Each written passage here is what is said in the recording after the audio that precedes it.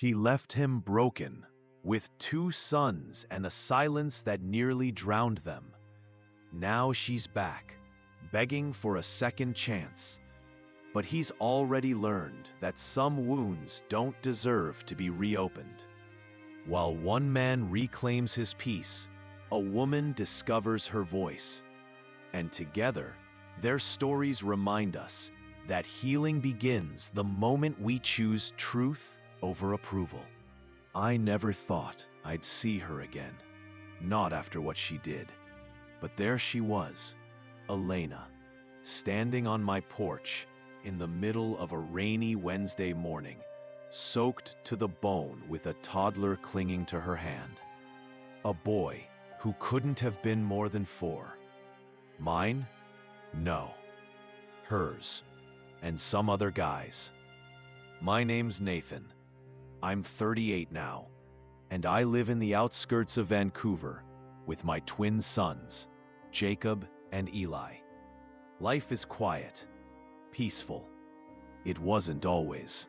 Elena changed after our sons were born, especially after Eli. She became cold, distant.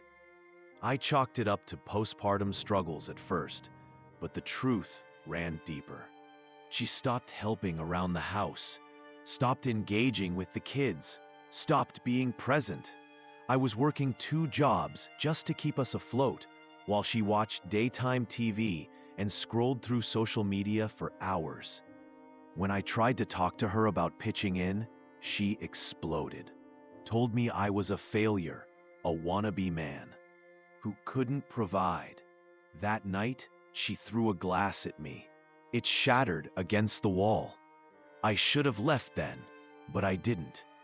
I wanted to keep the family together, for the boys. So we tried counseling. She went for a few sessions, then stopped. Said it was a waste of time. She moved in with her sister in Calgary to clear her head, and I stayed behind with the twins. A few months later, she called. Cold voice, flat tone, and said she wanted a divorce. No explanation, just done. It crushed me. But I pulled myself together for Jacob and Eli. I focused on healing, rebuilding. My parents moved close by to help. I went back to school online, got a better job, bought a modest house outside the city. I created a life for my boys, stable, loving, safe. The kind of life Elena could never offer. Then, she showed up. It had been 5 years. 5 years of nothing. No calls, no cards, not even a whisper on the wind. And now, she was back, crying, saying she was sorry, saying Sean, the man she left us for, had cheated on her, and she realized she had made a mistake. Said she wanted her family back. I looked down at the boy holding her hand. Big eyes, curly hair, no guilt in his little face. He didn't know the storm his mother dragged him into. But I knew, and I wasn't going to let that storm touch my home again. Elena, I said quietly, this isn't your family anymore. She started to cry harder, begged me to talk, said she was different now, that she was finally ready to be a mother again, a wife again. But I wasn't ready to forget the nights I stayed awake, holding Jacob while Eli cried for her. I wasn't ready to forgive the woman who vanished when we needed her most, only to return when she needed something. So I shut the door. I heard her sobbing on the other side. I waited. 10 minutes, then 15. Silence. When I looked through the window, she was gone. Later that night, my phone rang. It was my mother. You slammed the door in her face? She asked, disappointed. She slammed the door on us years ago, I replied. Turns out my parents had been talking to her behind my back. They gave her my address. They thought I should consider forgiveness. I hung up the phone, not because I was angry, but because I was finally free. You see, there's something people don't talk about when it comes to betrayal. They don't tell you how quiet peace feels afterward, how sacred your own space becomes, how sacred your kids become. Elena didn't just abandon me. She forfeited the right to call us hers the day she walked away. And I'll be damned if I let her back in now, no matter how hard she knocks. As the rain poured harder, soaking the earth with a cleansing rhythm, Alina stood in silence. Her grandmother's voice echoed in her mind. When the storm comes, don't run from it. Let it wash away the fear. For years, Alina had carried the weight of unspoken dreams, of choices made out of duty instead of desire. But now, beneath the open sky, it was as if nature itself urged her to awaken. She took a deep breath. Each drop that hit her skin felt like a whisper of truth. She remembered the notebook she had hidden in her drawer for years, filled with poems, unfinished stories, wild thoughts she had never dared to share. What if she had been wrong all along? What if her silence wasn't strength, but surrender? Back at home, she lit a candle, sat by the window, and opened the notebook. Her hand trembled slightly as she picked up the pen, but her heart beat with the rhythm of courage. This time, she wouldn't write for approval. She would write for herself, for the girl who once believed magic was real, and for the woman who had nearly forgotten. Days turned into weeks. Alina poured her soul onto paper, and with each line, her world shifted. People began to notice. Friends, strangers, even her father, whose stoicism had always been a wall between them. One night, he placed a small, worn book beside her writing desk. It was his, pages filled with thoughts he never shared. I used to write too, he said, eyes soft with memory. In that moment, Alina realized something profound. Sometimes, we inherit silence, but we can choose to break it. And when her first story was finally published, not in a major magazine, but a humble blog that reached only 100 readers, she smiled. Because one of those readers messaged her, "Your words helped me breathe again." Alina understood then. Her voice had always been her gift. And sharing it wasn't just an act of bravery. It was a promise to never live unseen again.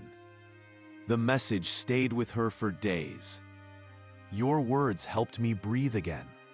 It was simple, anonymous, but powerful. More than any applause or publication could ever mean. Alina printed it out and pinned it above her desk, right next to a photo of her younger self, smiling with ink-stained fingers and stars in her eyes. She started to see the world differently after that. Every face in the crowd held a story. Every silence, a secret. Every moment, a chance. Soon, people began to reach out. Not just readers, but others like her. A musician who had given up his guitar years ago. A woman in her 50s learning to paint again. A teenager afraid to come out to his family. They weren't just fans. They were fellow dreamers, trying to find their way back to the parts of themselves they'd lost or locked away. Alina realized she wasn't just writing stories anymore. She was building bridges. she began hosting small gatherings at the local cafe. No big announcements, just a handwritten note taped to the door. Come as you are.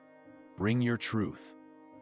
At first, it was just a few souls sitting in mismatched chairs, sipping coffee and reading poems aloud with shaking voices. But week after week, more people came, and their courage grew louder. One rainy evening, a man in his 60s stood up to read. His voice was rough with age, but steady. "I've never said this out loud," he began, "but I've been grieving a brother I never told anyone about. He died when we were kids. I was too afraid to cry back then. Tonight, I think I'm ready." No one clapped, but the silence that followed was full of respect, of understanding, of healing. Alina knew then that this space of shared humanity was what she had been searching for all along. And as she walked home that night, raindrops kissing her face, she whispered a quiet promise to the stars. "As long as I have breath, I will use my voice, not to impress, but to connect, to remind others and myself that we are never truly alone." The seasons changed, but the little cafe remained, warmer now, not because of the heaters, but because of the voices that filled it. It had become more than just a gathering place. It was a sanctuary, a mirror where people finally saw their truest selves reflected. And Alina? She never became the kind of famous writer who graced magazine covers or signed books in glittering halls. But that was never the point. She had built something far more enduring, a legacy of honesty, hope, and human connection. One evening, as she prepared to leave the cafe, a young girl approached her, barely 17, eyes nervous but glowing with something fierce beneath the surface. "How do you do it?" she asked. "Do what?" Alina smiled. "Stay brave enough to be seen." Alina paused, the question sinking deep. She thought of all the times she had doubted herself, all the pages she almost didn't write, all the words she almost kept locked inside. Then she said softly, "I stopped trying to be perfect. I just decided to be real." That's where the strength lives, not in having all the answers, but in showing up anyway. Heart first. The girl nodded slowly, like a seed had just been planted. And as Alina stepped into the cool night air, her heart full, she realized something. You don't need a spotlight to shine. You don't need a stage to change a life. All you need is the courage to speak your truth and the grace to help others find theirs. So write the words, sing the song, take the first step, even if your voice shakes. Because somewhere, someone is waiting for your light. And when you choose to shine, you give them permission to shine too. If you enjoyed this video, subscribe to the channel and leave a like. It really motivates me to keep going and create more stories like this for you.